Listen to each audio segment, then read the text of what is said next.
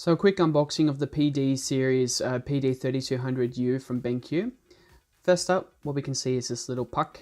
This is so that you can quickly change between different profiles without going into the on-screen OSD.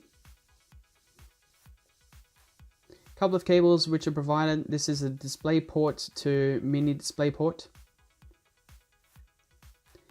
HDMI to HDMI.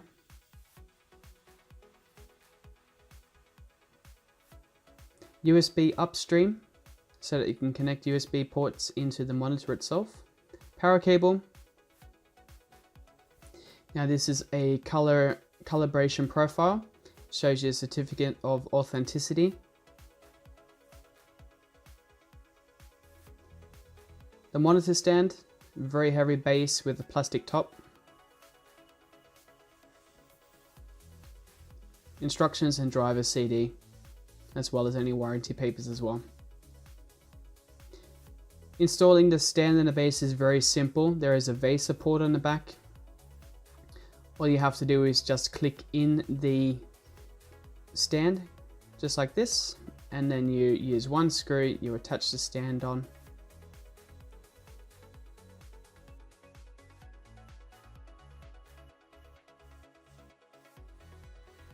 And then setup is complete.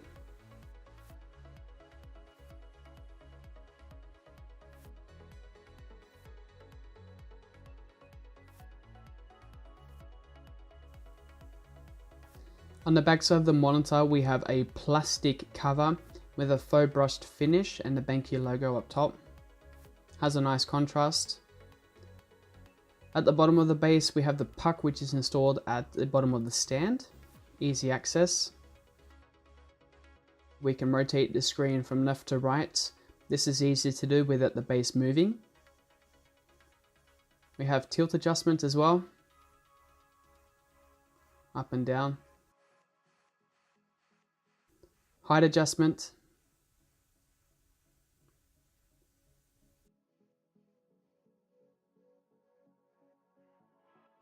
And we can rotate the screen 90 degrees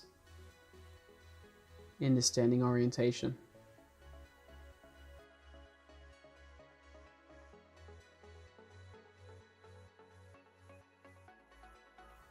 At the bottom of the monitor, we can see a mini USB port for the hotkey puck. We have two USB 3 Type A connections.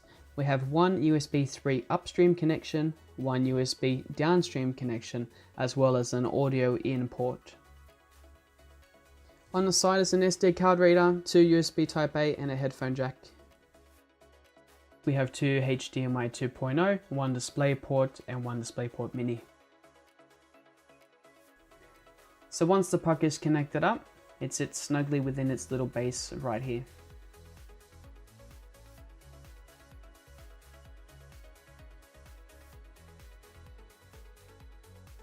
Taking a look at the bottom bezel, there is a BenQ logo on the far left. In the middle we have a light sensor for the blue light filter, as well as on the right we have the OSD buttons.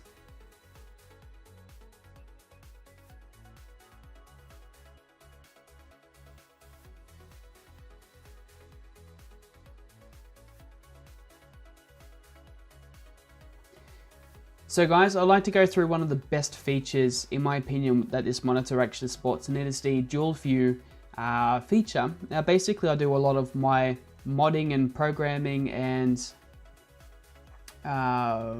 photo editing and viewing of consumption of videos late at night, and this is after the kids have actually gone to bed. So while using dual view, I'm able to split the screen into two halves and work on, for example, this CAD program, this CAD file on the right hand side, and look at video clips from YouTube or Netflix on the left side. So I'm actually going to quickly do a run through of how I would set that up so that you guys can actually see exactly what it is that will be produced. So firstly, I bring up a YouTube clip with a bit of selfless, shameless self-promotion. So I've got this one running in the background. I drag over my CAD profile onto the right side, and I've got the video on the left side. Now it's 10 o'clock at night. I don't want any blue light. I want to minimize blue light, I should say. So I'm going to go into Picture Advanced, Picture Mode, and I'll put it on the low blue light setting. I'll have that on for multimedia. Now I want dual view, which will help me split the screen into two different color profiles. Firstly, I'll turn that on. And my preset is already on CAD or CAM, but what you can do is you can surf through and you can change the color profile. And notice that only the right side is changing, not the left side. So that's set in, and as soon as I exit this, you'll see CAD CAM and then low blue light.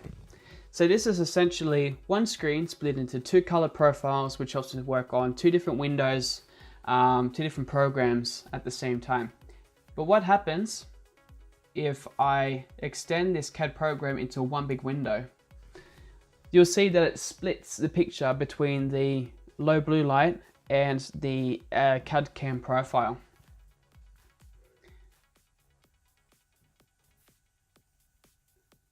In my opinion, that's pretty cool. So I'll just bring up the website again. There we go. So this has been my nightly usage. I've been able to watch Netflix over here with the low color tones and the low contrast and the low brightness, no blue light shining through, and being able to work on CAD as well. Now it kind of defeats the purpose here, and I've got blue light over here, but I would say that 50% of blue light is much better than 100% of blue light. So another example would be that if I was to photo edit and do cam at the same time, who knows?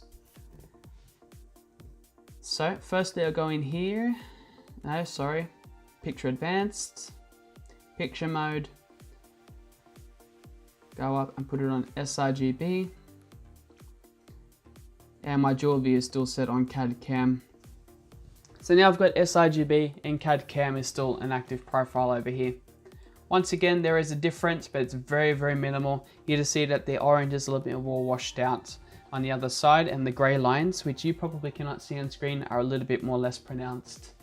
So that is the dual view feature for the BenQ PD3200U 4K monitor. So thank you all so much for checking out the video up until this point. It's already been 7 minutes, I think, according to the timeline. There's a lot more features packed into this monitor, which I'm not actually going to get into, and that's purely because those features I have not really had so much usage for. My main usage has been using the dual view, and the reason why that has been a massive benefit for me is because I'm able to now split the color profiles into two color profiles on the same screen. That effectively has helped me get rid of an extra 1080p monitor, which I've had on the side of my main monitor as the secondary monitor. That's fantastic because now I've got more desk real estate for whatever I want, and all around it just feels much better. I have a much cleaner area here, and that's much better for my productivity as well. But apart from the productivity side of things, apart from the photo editing and the CAD work and all that type of stuff, I also like to play some PC games. Now I've only got one game which I play, and that's PlayerUnknown's Battlegrounds, or PUBG as you guys might actually know it by. This monitor can play games. It has a 60Hz refresh rate, but it does not have G-Sync or FreeSync compatibility. Now, playing games at 4K is not really recommended unless if you have a powerful graphics card. Unfortunately, I do have a 1080 Ti, which is able to competently put out 60 frames per second at almost the highest resolution on PUBG. And it looks absolutely gorgeous. Now, it has a 60Hz refresh rate, it has 4 milliseconds gray to gray. Now that can be a little bit of a problem when you're actually using this monitor for fast-paced shooters such as PlayerUnknown's Battlegrounds or CSGO, because what you'll find is that there is a little bit of shadowing which follows that particular object on screen. Now for me, I don't really play so many PC games, so I'm not bothered by it. But if you guys, if you yourself are into any type of competitive games such as CSGO, then this is probably not the monitor for you. For this price, or for even cheaper, you could probably get a VA panel which has 1 millisecond gray to gray, 165 refresh rate. Yeah, I mean, you guys, there are better gaming monitors for the price, but that's not the reason why I have this monitor. I have it for productivity first, and then gaming on it is just a bonus afterwards if I get my work done. This monitor currently retails for just around about 9,000 Swedish crowns. I'm not sure what that would be in the US dollars or Australian dollars, whoever's watching. But yeah, it has been absolutely fantastic, and I am not going to give this one up anytime soon.